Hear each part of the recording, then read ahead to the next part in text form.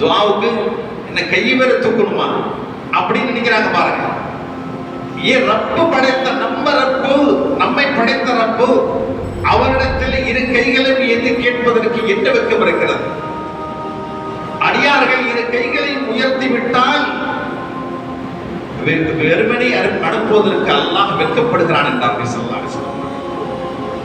ஒரு கோடீஸ்வரர் இருக்கிறார். அந்த கோடீஸ்வரர் இடத்துல போயிட்டா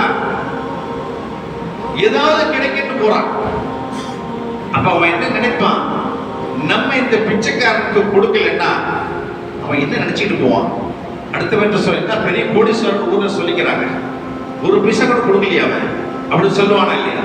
ஒரு 10 ரூபா கொடுத்தா பெரிய கோடீஸ்வரர் 10 ரூபா கொடுக்குறானே, ஒரு 100 ரூபா ஒரு 200 ரூபா கொடுத்தா அந்த கோடீஸ்வரன் கொடுத்ததற்கு அர்த்தம் பெரிய கோடீஸ்வரன்.